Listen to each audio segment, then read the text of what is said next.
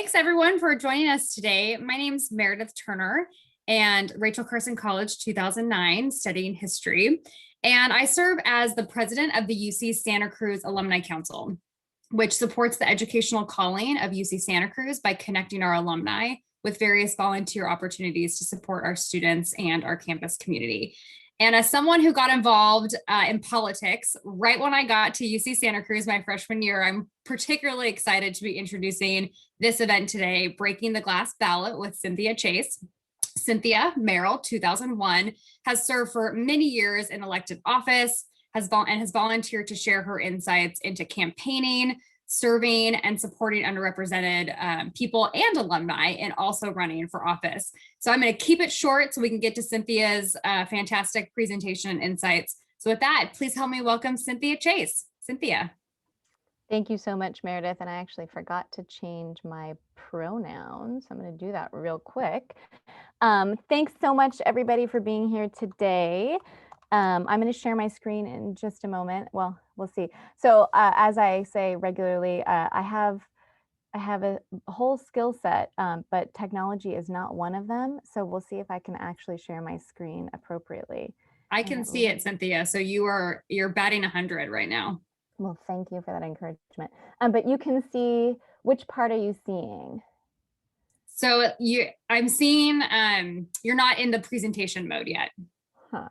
So I can see like your background on your computer. Yep. See, I knew somehow I would cause some sort of challenge.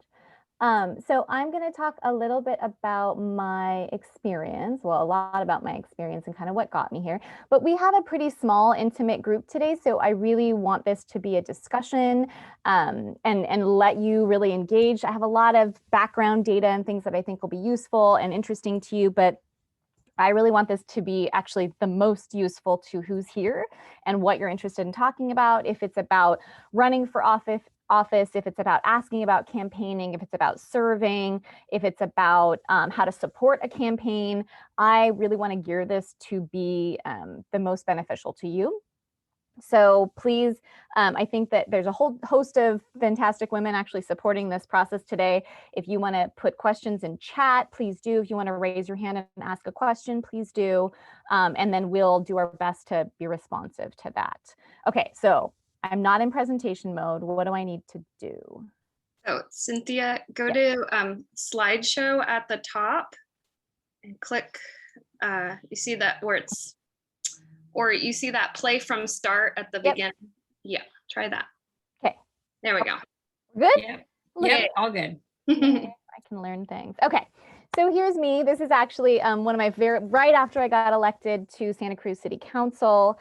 I was actually super sick in that photo. I barely made it to that photo shoot. This is the lovely City Hall in Santa Cruz. And one of this article, this is from an article that was in the Good Times, which is the local paper, still in Santa Cruz, been there a long time. And really the focus of that article was about how do we get more women in office? And that was a big part of me running and serving was representative leadership. And so I'll talk a lot about representation and what that means. And there was a recent, actually in preparation for this talk, there was a recent story on NPR about the data that's coming out that shows that folks are so much less likely to get involved politically if they don't see themselves represented in elected office. So that means everything from local level, state level to the national level. And why I think it's so important that we have somebody like Kamala Harris, you know, in the highest level of government that a female has ever gotten to, but also a female of color, and what that's going to mean for folks who identify how she identifies or with some portion of her identity to really see themselves and see an example of somebody in office. So this isn't just in running for office, but it's also like voting. It's, are you going to show up at your city council or write your legislator? If folks don't see themselves represented, they're less likely to engage, period. So even if we're not talking about elective office, it's so important to think about, what we represent as our personal identities and how those show up in the elected office, and then how does that then impact what the total electorate is doing in our world. So really important information. So back to my story. I am a social worker. It's my professional background and my training. I've done a lot of things with my social work degree over the years. I've worked in government, nonprofit, private sector, and what I noticed though was in teaching actually social work students is that they all have to get placed in various organizations throughout their graduate degrees, doing social work service in usually government nonprofit agencies. And they keep coming back and they talk to me about their placements, and they talk about this legislation that would come out of usually the state level, sometimes county, that was well-intended, but oftentimes missing the mark. And so after hearing this over years and years of teaching, I thought, well, a lot of times these legislative officials just don't know. There's just too much of a gap between kind of where they are and what's happening on the ground level. And what would it look like if me, a person who's actually on the ground level doing the work and also working with social workers who are out there implementing the work, could actually get into that space to really bring that voice to legislative decisions. So that's actually what got me in the race. I'll tell you that I did not know if I could do it. I didn't have a huge amount of confidence. I had never run a campaign. I had never run for office except for a freshman class treasurer, which I did win. I don't think I was opposed though, so not sure how much of a win that is. But I didn't have any idea how to do this. And I had a conversation with a journalist in Santa Cruz at the Sentinel at the time, the day of the election, and I was parked in my car at Trader Joe's, which is a terrible parking lot no matter where you are in Trader Joe's, like across the nation. But and I sit there and I remember saying to him, look, I tried my best. So this is like before ballot, before the election even was called, like it was middle of the day, but I was certain that, you know, I had put my best foot forward, but I was not going to make it into office. And then somehow that evening, election results come out. I came in first. Didn't see it coming. But I think my story, and I'll just stop there and I'll tell you a little bit more later, is very representative of how many women feel. And so a lot of my talk today is going to be gender focused, but I'll also talk about sort of people of color and queer representation. I also identify as queer. So I can speak to the similarities and also talk a little bit about the numbers that we're seeing in this last election, and they're very hopeful, although still not representative proportionately. So I'm going to go to my next slide, and I want to see, are there any questions thus far? I don't see anything in the chat. Yeah, I don't see anybody yet. Okay, cool. All right. So just some facts about what's going on right now. 2021 was a good year for getting marginalized folks, underrepresented folks into office. So this is by gender. 141 women serve in the US Congress, 24 women serve in the Senate, 117 women in the House. Number of women statewide elective executive posts is 94. These numbers are still pretty small if you think about it, like we're talking about the nation, but it's an improvement. So I do want to focus on that. The proportion of women in state legislatures is 30.9. So roughly it should be about 50-50. We're clearly not there yet. And then of course, really happy that we have our first woman and woman of color in the highest office in the nation as of this election. So we're moving in the right direction, not at a pace probably that it should be, although it picked up a lot of steam this year. I think certainly in part because of the political activism that was happening all over the country, and thank all the universe for Stacey Abrams and everything she did in Georgia, because it was huge. And I think not only was it huge there, but it was huge in getting attention to folks of color and underrepresented communities just being represented. So getting the media attention on that, getting people excited, getting people energized matters, even if it's just happening, you know, if it's happening in a state we don't live in, we want to get more people there. Voices need to be heard. So this is another chart. I have all my citations at the end. If you want this, we can share the slides with you. This is all, I believe, out of Rutgers. great, great place, data source for you if you're looking at gender. There's also other sources. Pew has done quite a bit around people of color. And then there's another group that's doing some really great work about what they call shattering the rainbow ceiling. So getting, representing queer folks. So elected office, you can see it's growing, made a pretty steadily in the last few years, not a huge jump in 2021 in terms of representation, but certainly better than the 70s when we were single digits. So here's a little bit about mayors, the position that I held. So I was elected to city council. The way that it works in Santa Cruz is that it's not a directly elected mayor, which is actually most communities. So most people think that all mayors are directly elected. They are not. In fact, the majority are not. So the way that it works in Santa Cruz is that if you were a top vote getter, then you serve as mayor the third year of your term. So I was mayor in 2017. So these are some data on mayors across the country. And what's actually kind of cool about California is that we have, when they rank cities and the size of cities, we have quite a few large cities that have mayors as their female mayors, and those are directly elected. So that's actually pretty encouraging that there is a higher proportion in California of directly elected female mayors in larger cities. I'll stop actually at the gender data to see if there's any questions on that. I don't see anything in the chat, I don't think. Let me see. Okay, all right, so nothing there. No questions yet, Cynthia. Okay, cool. So people of color, so representation. So again, talking about how important it is to actually see ourselves represented in elected office. About a quarter of the voting members, 23% of the House of Representatives and Senate are racial or ethnic minorities. Some of those are also women, so they're not mutually exclusive. And so this is the most racially and ethnically diverse Congress in history. So that is great. Let's see. So the overwhelming majority of racial and ethnic minority members are Democrats. Probably not surprising, but representation is still important, sort of regardless of party, although we could get into some debates around that. But it is great to see that there is some movement there. So 124 lawmakers today identify as Black, Hispanic, Asian, Pacific Islander, or Native American. We've also seen some really great appointments in cabinets of folks of color, including Native American, sometimes for the first time in history. So that's also great. And it represents a 97% increase. 97% increase over the 107th Congress, which had 63. So great progress that we're making here.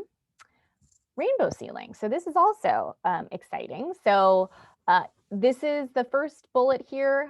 Over 1,000 LGBTQ identifying and out people ran for office. So I want to make sure I'm clear there.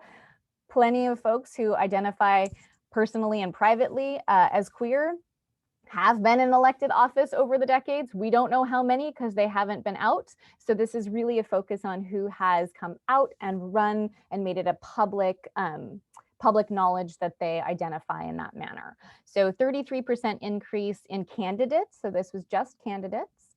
And I think it's an important point to talk about that too. Whether you run and win, if you are representative of your gender, your sexual orientation or gender identity, your race, that if you have a disability, whether you win or not, you're putting yourself out there, and that is actually sending a message to the community that folks like you, folks like them have a place in the race.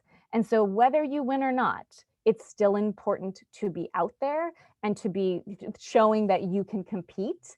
And that sends a message that's incredibly powerful. And you wouldn't necessarily know that, but it is, again, that representation to signal to others that there is a place for us at the table. And thankfully, I think many candidates, whether they win or not, do actually hear from many members of the public that say, thank you for showing me that I, as, fill in your identity, have a place. So just to note that Sarah McBride was elected to the Delaware State Senate, and she is the first transgender state senator in United States history. So that happened. There are 11 openly LGBTQ identifying members of Congress and nine House representatives, and that is, again, the most in history. So really cool in terms of our growing diversity. Oh, Diana's here. Hey, Diana. Okay, so quickly, I don't know how many of you are still around Santa Cruz and Santa Cruz County, but I have a little bit of facts here just to kind of talk about a few things to square it up. Diana, I know who is local, will appreciate this. So 2012 was the end of the term of the last female on the Board of Supervisors in Santa Cruz County. Have not had a female since. That was Ellen Peary. She was out of Aptos. 2010, ended the term of the last person of color on the Board of Supervisors in Santa Cruz County. That was Tony Campos, who was in South County, Watsonville. We have never had an LGBTQ member on the Board of Supervisors. And we have never had a female elected to a position higher than the Board of Supervisors in Santa Cruz County. So females have not made it any higher than county supervisor, which is shocking to a lot of people given how allegedly progressive we are as a community. And then here's some current facts. We actually are overrepresented on the city council in Santa Cruz in terms of people of color and women. Pretty cool. This is just the demographics I pulled together in regard to how people have identified themselves. So can't say how many folks might also be serving who identify as LGBTQI or have a different identity than what they've put out there. But these are your local stats for Santa Cruz County. So I'm going to stop and see if there's any questions on any of this before I move on to the next thing. Or comments about any of that you heard. Andres did put some, I think, helpful links in the chat box for folks who might be interested around Victory Fund for the LGBTQI community, and then Nalio for Latinos. Yeah, thank you, Andres. That's great. Victory Fund is actually where I got that data. It's awesome that folks are tracking this. It's really, really great data. So thank you for sharing that. Yeah. So a real big question that I want to talk about is, so why? Why do we have underrepresentation? There's a lot of reasons. One of the things that I really appreciated hearing about was hearing from other women, talking to other women who are thinking about running. And there is a local group also called Breaking the Glass Ballot in Santa Cruz, if you are in Santa Cruz, that is working to get more women into elected office. And that also crosses to folks of color and queer folks, but women in particular have been underrepresented for a really long time, and there has been a lot of research and data to show why. It does overlap with some other marginalized populations as well. But the real thing that has been interesting to me to learn about is the secret ingredient is really confidence. So it's not about qualifications. It's not about ability. It's not about knowledge. It's not about commitment. It is about confidence. So it is an internal barrier that we have. And I am social psychology background. So as we have been socialized to be and act in our culture, women are often taught, this is also true for other marginalized groups, to sit back, to allow space, to wait till we're ready, or to not even wait, but that it's not maybe our place. And so lots of work has been done to study why, what the impacts are. And it really is incredibly interesting to know that it is something that is internal, which means we, if we choose to, can actually work on that and address it and put ourselves into the realm of actually having a seat at the table if we are to really look at honestly and talk about what is preventing us from doing that. So there's a book I talk about all the time. I've been talking about it for years with students, interns, folks that I supervise in clinical practice, and it's called The Confidence Code. You can look it up. I just found out they actually have one for young women, which is fantastic. And there's just a few quotes that I want to put out there for our conversation today. So The Confidence Code is two female authors. They actually talked to a lot of different women who were in various levels. But they were things from CEOs to legislators to heads of state, all female, and talked to them about sort of their life path and what got them there. And what they surprisingly, and it was surprising to them, found was that power centers, and these are where women are actually in positions of power, are zones of self-doubt. That even when you are a female in a leadership position that you have earned, that you have gotten into, women are typically filled with self-doubt about being there. They express feeling that they don't fully own their right to rule the top. So even though they got there, that they're somehow an imposter. So imposter syndrome is terminology that folks often hear about. And that's very common also with folks of color. So many capable women seem to lack certain boldness and a firm faith in their sensibility. So even though they were there, they didn't believe in their own abilities to be there and stay there. And they viewed their success as unexpected and undeserved. So their recommendation in the book is we need to start acting and risking and failing. And I'm going to come back to the failing, and stop mumbling and apologizing and prevaricating. So I wish the terminology was a little bit different here, but basically what it's saying is we're getting in our own way. And so if we step out of the way, of our own way, we can actually start to enter these spaces and participate in a dialogue and participate in decision-making in a way that is really, really impactful. So this one, I really talks kind of about that exact point. So research done, referenced in Confidence Code, the book. When an application comes out, job description rather, and folks are looking to apply, men overall feel that they need 60% of the job qualifications in order to apply, whereas women believe we need to be 100% qualified before we will apply. So this is just to apply. Okay, and I see some expressions. So feels like some folks are maybe feeling some familiarity in these comments here. This is huge, right? Because what this is saying is that whether we're qualified or not, right, we could be 60% qualified, but we won't even show up unless we feel 100%. So nothing on men. Men are like, sure, I'll give it a shot. They're filling up spaces that women could be in, but we're taking ourselves out because we have set such a high and arguably unreasonable standard on ourselves that we don't even show up to see if we could do the job, get the job, right? So that's huge. And the research found that confidence was more important than competence. And so I'm not advocating here that incompetent folks get into office, but what I'm saying is that actually might be a byproduct, because what if there's really capable women out there that are 70 or 80% qualified, but only the 60% qualified are actually putting themselves out there. You are in fact allowing for someone who is less competent into that position because they had the confidence to put themselves out there, as opposed to actually measurably having more skill, more wisdom, more experience, more talent, right? So this is just saying, let's not get in our own way. Let's try to level the playing field a little bit and see which more competent or, successful person can get elected. And you can learn on the job. That's the other thing I will talk about too.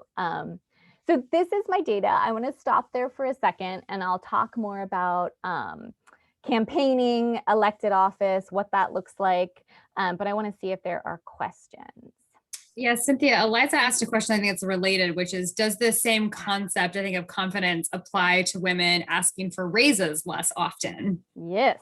Yeah. So tons of data on that too, that we, and back to, I want to point out, like, these quotes are literally from like heads of state in other countries. Like, they are the president or the prime minister of their country, and they still feel this way. So this isn't about like, oh, they must be so confident. I mean, that's the thing that people would say about me, like, oh, you're so confident, you're so this or that. I have self-doubt all the time too. I was freaking out before today. And you know how many times I've done this conversation, this dialogue? Like it is kind of part of it. Part of it is about going, yep, freaking out again, and I'm going to push through it. Because again, representation is important. So even if we have anxiety, even if we have fear, even if we have self-doubt, the answer really is like, you got to put yourself out there. And I will talk about privilege and recognize that, like, being a white woman, even though I'm a woman, which is problematic in terms of, like, you know, representation, being white also makes it easier for me to enter that space. So I want to acknowledge that. We could talk a little bit about that too. But yes, so it's true for asking for raises. We self-doubt. We don't value ourselves as much, so we aren't willing to actually make that request. And so again, it's about asking. If you don't ask, or if you value yourself, you're probably going to get what you ask for. So either nothing or less than what you deserve. So yeah, a great book, Confidence Code. I have it in the citations, happy to share it. Easy read, and applies to so many different scenarios, work predominantly, but also just kind of relational stuff and sort of understanding how we limit ourselves. Okay, no questions?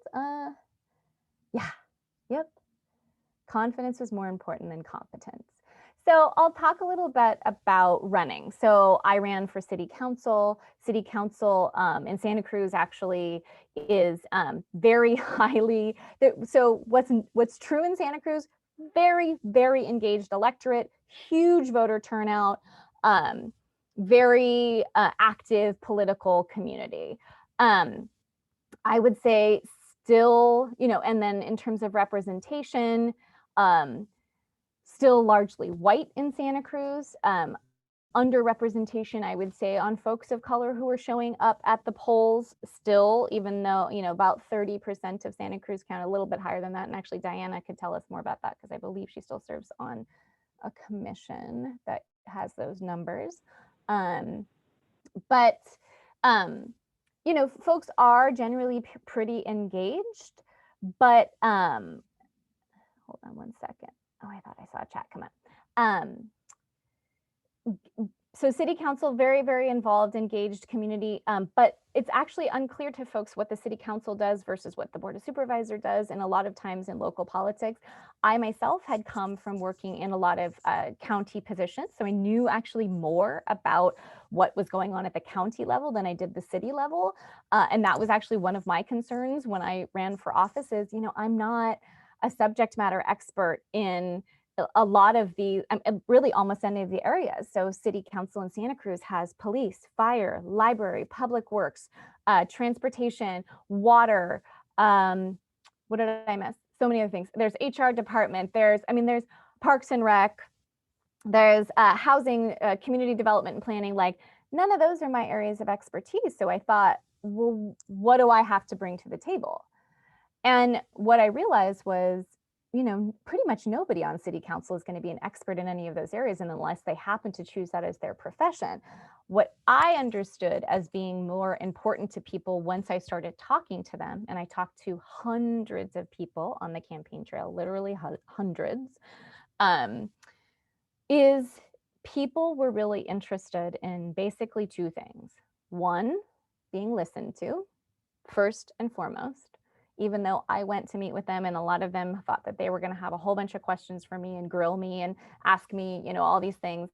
What I found was that I mostly sat in silence and listened and asked them follow-up questions about what was important to them, asked them who else I should talk to, asked them what I should learn, and really just genuinely listen to them, and with the intention of representing what was important to them. And that across the board was really what I think people wanted. And if you think about what you want in your elected leaders, if you were to sit back, you know, I mean, you obviously want their values to match your values, but you want to make sure, I think, that they're hearing what the community is saying to them.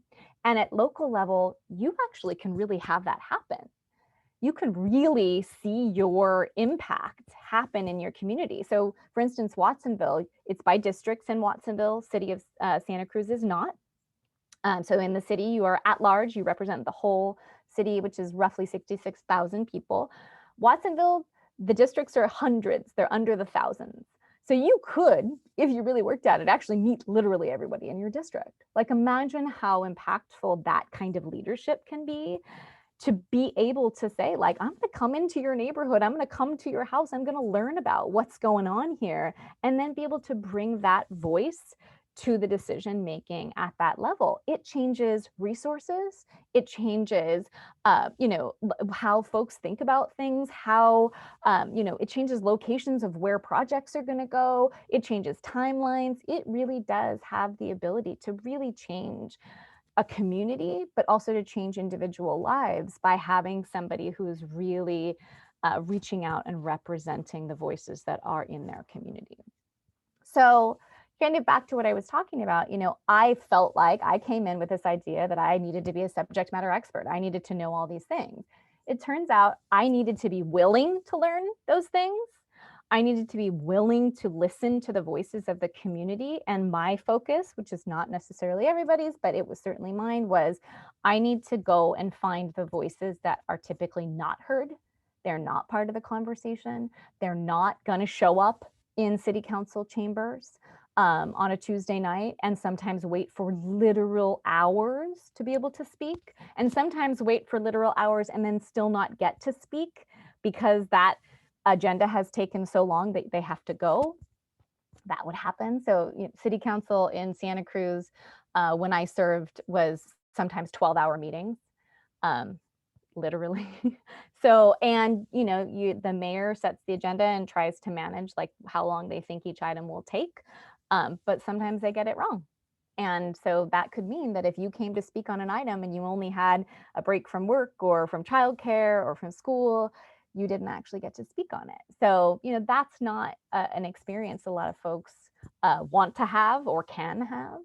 So thinking about getting those voices heard in another way was really important to me. So those are the kinds of things I think are important if you're thinking about running for office, if you're thinking about supporting a candidate, is don't take ourselves out of the race just because we are not, we don't know a lot about wastewater treatment or transportation or infrastructure or policing or libraries. When you serve, you have to learn about all of those things, but you mostly have to be willing to listen and try to bring your best judgment and your decision making to the table. So that was really what I put out there as when I ran was, look, I don't know a lot about this thing. At the time that I ran, water was huge. What we were going to do about water, was there going to be a desal plant? Was there going to be some other alternative? And so I met with some folks where they lived and breathed water. And one of them was really disappointed that I didn't know as much about that. And I was like, I'm sorry. Here's what's true for me. I'm a social worker. Here's the things I do know a lot about. I know you're an expert in this. I would come to you as a person a stakeholder who has really strong opinions, really incredible, years of experience in this field. And you would be somebody I would listen to along with others about how to proceed when we're talking about water and how we're going to meet the water needs moving forward. So, that I think is some of the things that I would say if I could just boil it down to like, what are folks looking for and how can we, if we're concerned we don't have those qualifications coming in, I guarantee you, if you are a good listener, if you are willing to learn, if you want to hear all sides of something before you make a decision, you got it, right? That's kind of the foundation of what you need to be able, in my opinion, to be a good elected leader. What I'll say is running and serving are different things.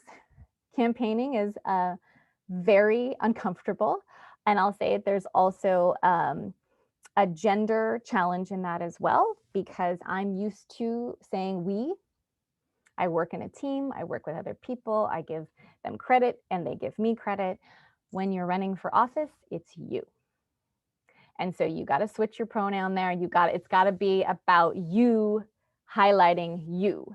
And that's very uncomfortable for a lot of women in particular.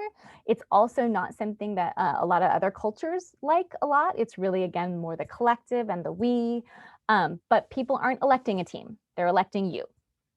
So being able to sort of make that transition and be able to talk about yourself in a way that is authentic for you, because I think authenticity is huge, but also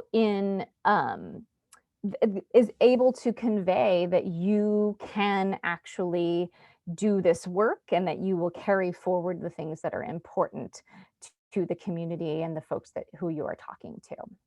So that's a big part of it too. Campaigning is brutal. I think it was definitely different in COVID, but campaigning is hard. You're putting yourself out there. You are now moving from private citizen to public entity. And so folks, they'll look at your social media sites, they'll look at everything that's out there, they'll look at your photos, your friends, all those things, they'll draw conclusions about them, your education or where you live, all of those things, your partner, where your partner works, your family, all of those things all of a sudden become part of the narrative in a way that changes very quickly, kind of overnight. And so that can be daunting. Generally speaking, I'll say you get what you give. So if you are respectful and have kind of good boundaries, but also understand that a part of being a public official is that you are public, people generally tend to respect that. I will say there are some ugly races, like there was some ugliness that happened in this last council race in Watsonville in particular. So, things can get ugly. But, if you run a race that is clean and respectful, I think you generally get that in return. Campaigns need a committee. I know a lot of folks who run who want to do everything themselves. You can't and you shouldn't, because you are the candidate, and being the candidate is a lot of work. It's emotionally exhausting. It's physically exhausting if you're going door to door, which is what pre-COVID we did. I don't know how that's going to change moving forward. Seems like now folks are feeling pretty comfortable again, but I'm not sure how comfortable they are having someone knock on their door. So might be a different kind of election, maybe for the next few cycles, we'll see.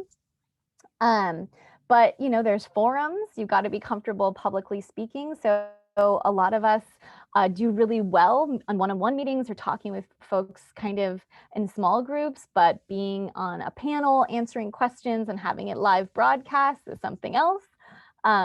So kind of having a team of folks that you can talk to, who can support you, who can deal with any anxiety you have and fears you have, concerns you have, they'll all come up during an election. You want to have those people who can reflect back to you sort of why you got in this race, ground you back in your values, ground you back in the skills that you know you have, or that even if you can't remember, they can remember and they can remind you. And because we know confidence is such a huge piece of this, being able to stay confident even in the face of challenges or twists and turns in elections, which definitely can happen.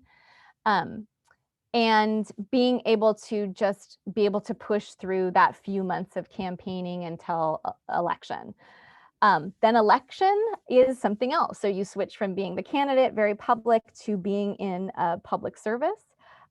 It's a lot of information that you have to process in a very short period of time. So learning about the Brown Act is really important before you run for office. You can understand the limitations of that. The intentions of the Brown Act is really good. It's basically making sure that public decisions are made publicly.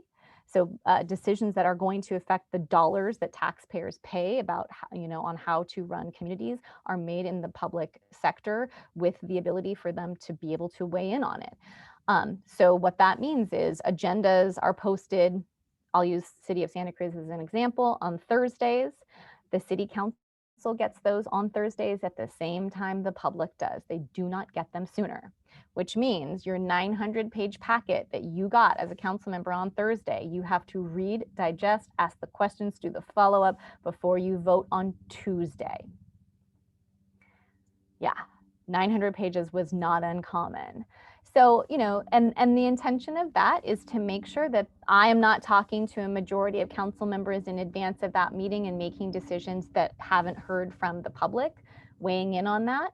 And so it's well-intentioned, but what I'll tell you is it's pretty darn impossible to be able to get the information that I would want to have to make that decision between Thursday and Tuesday. So that's tricky. I'm a person who wants to do my research. Again, I want to hear from folks I agree with and also folks I don't, so that I can hear their perspective and see how, you know, where do I fall on this? What were things I didn't think about? What are ways of seeing this that I might have missed? Again, back to privilege and bias, like, is there something I'm not seeing because I don't live in that neighborhood, or I don't have that experience moving through the world? So, you know, that time frame doesn't give you a ton of time. Also, again, I actually really want to talk to people who I don't agree with. So on city council, I could never talk to a majority of my peers before a decision was made. I could only talk to a minority. And so was I going to talk to all the people I agreed with to make sure like that we were all on the same page? Was I going to talk to somebody I disagreed with so I could understand the other parts of this challenge? And if so, then I'm locked in Santa Cruz, it was 3 people total. So I can only talk to 2 other people. So I had to be really strategic about that. So there's a lot that goes to elected leadership. It's a big job, depends on your community and where you're serving. If you're a city council member, most places, it's not a full-time job. That is most places. So you do it in addition to what else you do. I had a full-time job at the sheriff's office the whole time I was on council, including when I was mayor, and mayor was also a full-time job. So, you know, do the math. That was not easy.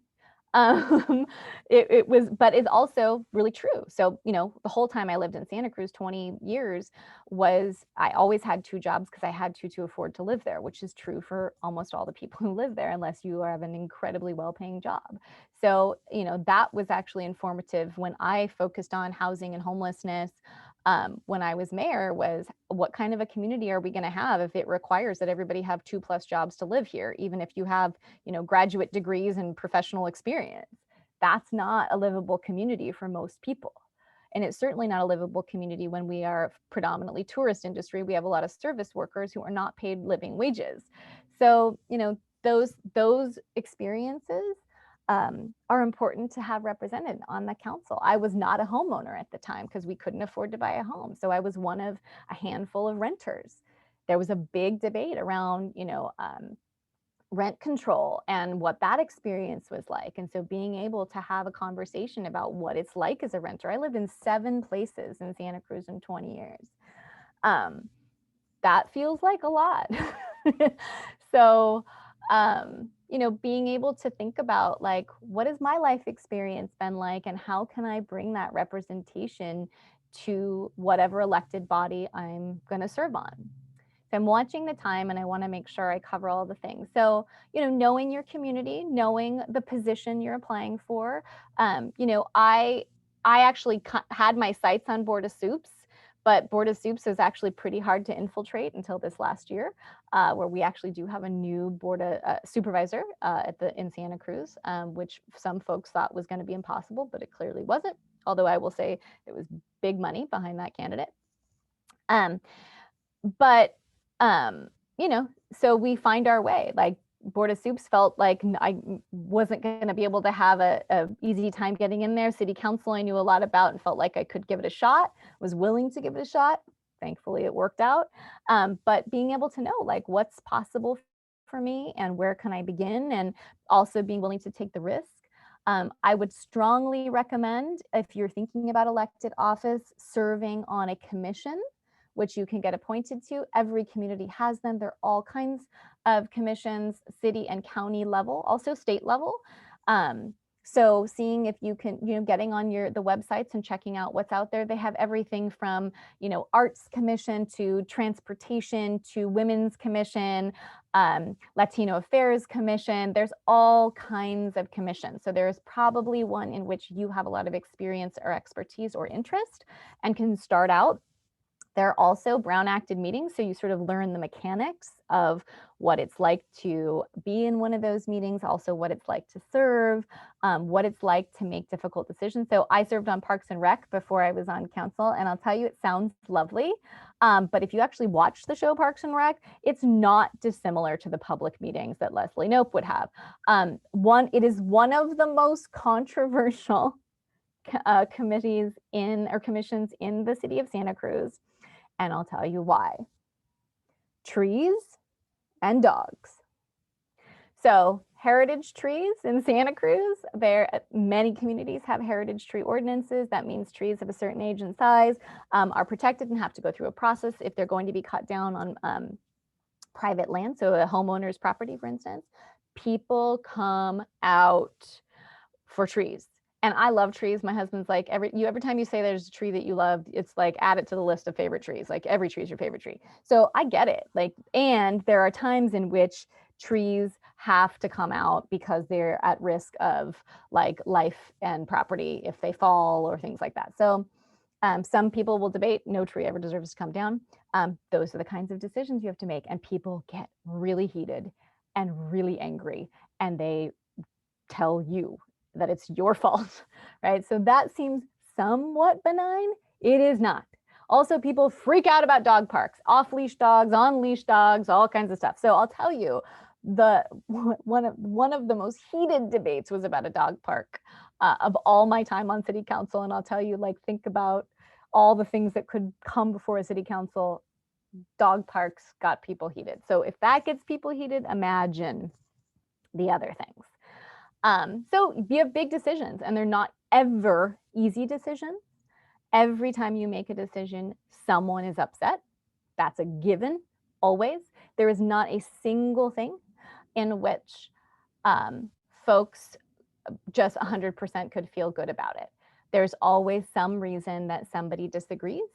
And so accepting that you're never going to get to everybody loves this, is really important so that you can kind of prepare yourself for that. Being clear and authentic about your decision making, being honest about that, I think is really important. So even if people disagreed with my decision, they at least know why I made it. I made it clear to them what factors I considered when I was making those decisions. I didn't pretend it was easy when it wasn't. And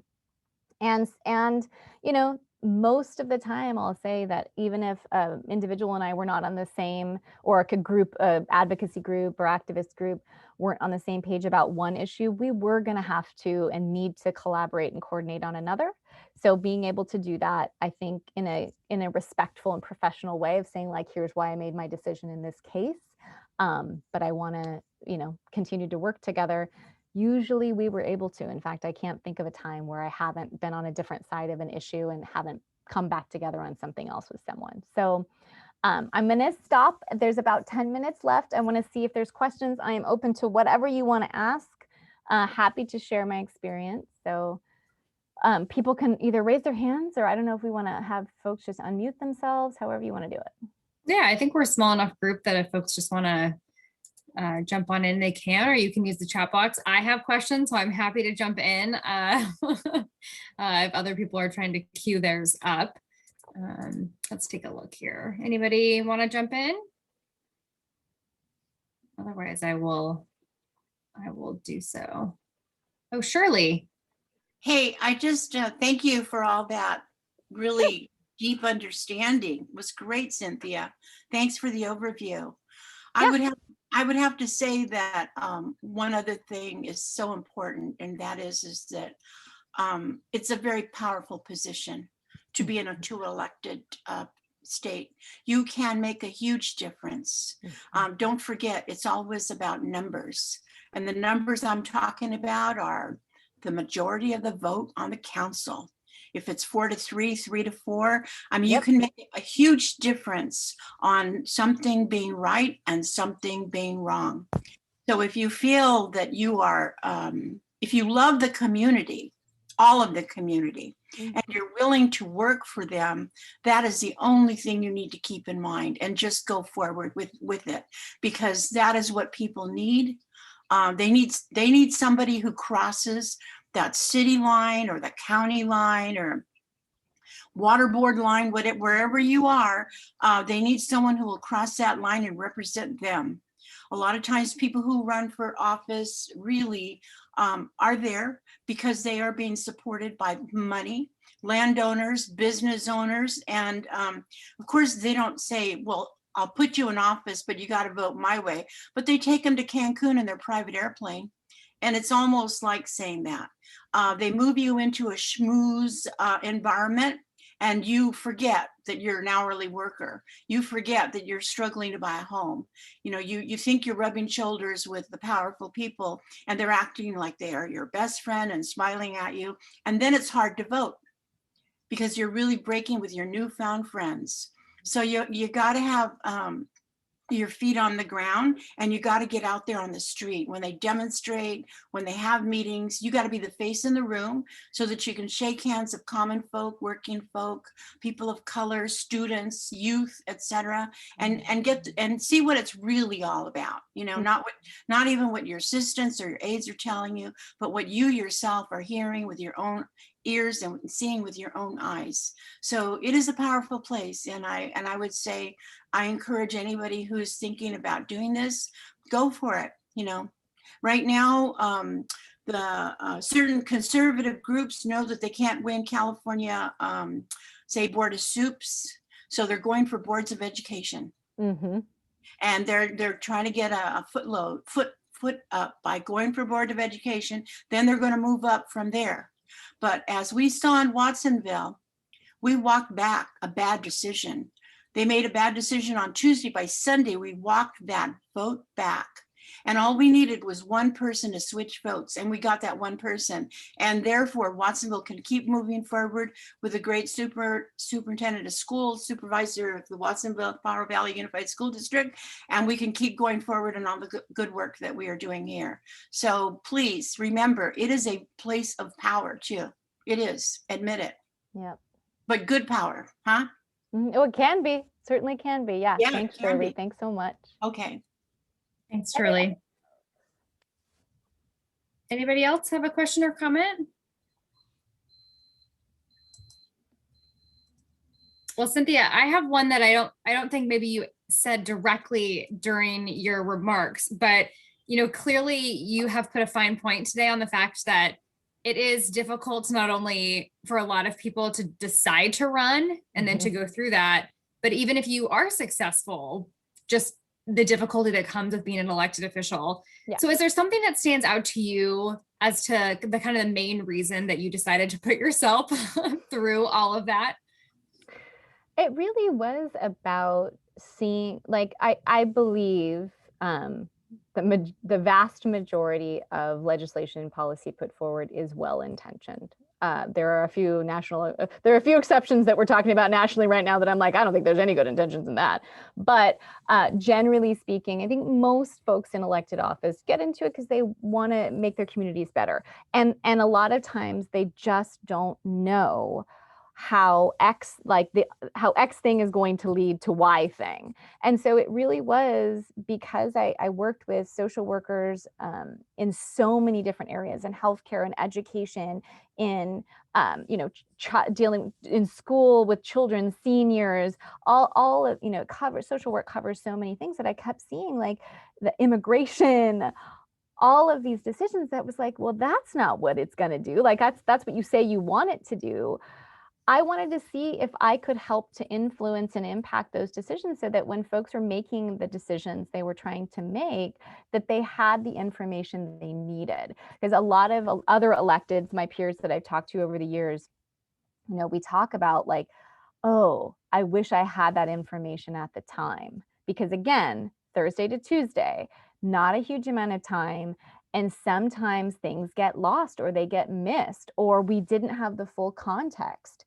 And it sounded good. And then we realize in implementation, there's a lot of problems, right? So, I mean, I think we could take things like I mean, COVID is a great example, right? So they're getting folks registered on smartphones. If you have a smartphone, that's accessible for you. But if you don't, you just missed a whole group of people, not just because of the language that it's put in, but in accessibility, right? So there's things that we, because of our own lenses, think this is a good way to do things, but we're missing things. And we miss oftentimes the most underrepresented or unrepresented members of the population. And so then we keep perpetuating decision-making that keeps leaving them out. And so I think that's one of the things that I was like, if I can come in here and I can say, I mean, my background is in criminal justice reform. And so I had a lot of information about criminal justice that, you know, only really applies to one city department, kind of. And so I could bring in some information there that my colleagues didn't have because I had direct experience. So that's relevant and useful in that regard, and I could help shape that. So that's really what inspired me. And I think a lot of times when you hear about people running, they run because there was a specific issue in their neighborhood that they didn't feel was right, or that they, you know, want better. They just want folks to be able to make decisions that feel impactful to them. Yep. Thank you. No more questions? That can't possibly be. Well, Andre, please.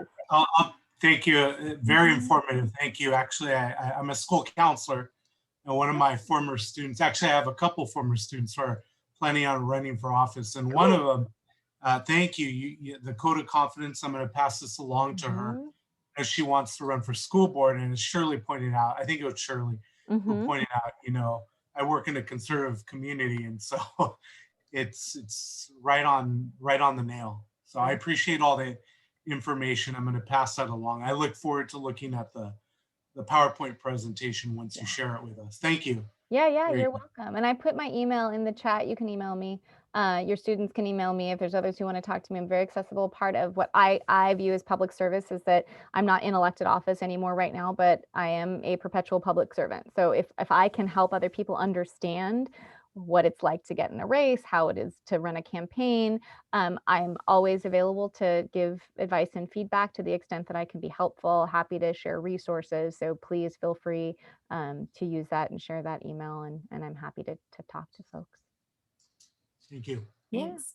And I think we actually have to wrap up. Yeah. So I think being mindful of the time and wanting to let everybody get to what is likely your next Zoom meeting. Just want to thank Cynthia so much for your time and for your insights today. I had so many different takeaways. I think one that struck me though early on was the idea about how if you're running, and even if you aren't successful, that if you're a woman or you're from an underrepresented community, that you're still making a difference, right? Because you're showing other people that it can be done. So I really loved that note in particular. And thanks to everyone who joined us today. I just think we're so fortunate to have an alum like Cynthia, who's out there doing great work and representing our Banana Slug family so well, and who is also willing to take time out of her day to be with us today. So I'm just going to share a few quick notes before everybody goes. So hang tight here. So before we're going to put some things in the chat box here, so bear with us. So I hope you've been enjoying the first day so far of our Alumni Week. There are over 70 events for the rest of the week. So check out the event page and sign up for any of those that might be of interest to you. If you're interested in volunteering with UC Santa Cruz in any way, please email alumni@ucsc.edu, and our staff are going to add that to the chat box. And then one last thing, and I'm actually going to mimic my local public radio station who had their pledge drive last week, Capital Public Radio, is if you're enjoying Alumni Week so far, we encourage you to make a donation of any size to support UC Santa Cruz. We're going to put a crowdfunding link in the chat box. There's one I'll call out in particular, that is the Alumni Association Scholarship Fund that provides UC Santa Cruz students with financial need and high academic standing a $3,000 annual scholarship. We awarded 49 scholarships this year and hope to grow the fund so that we can better support students even more in the future. Any gift is appreciated and will help deserving students of all backgrounds. So thanks again for being here. Thanks to Cynthia. And we're so glad to have brought some of our slugs back to engage in this thoughtful conversation. And hopefully we'll see you at another event later this week.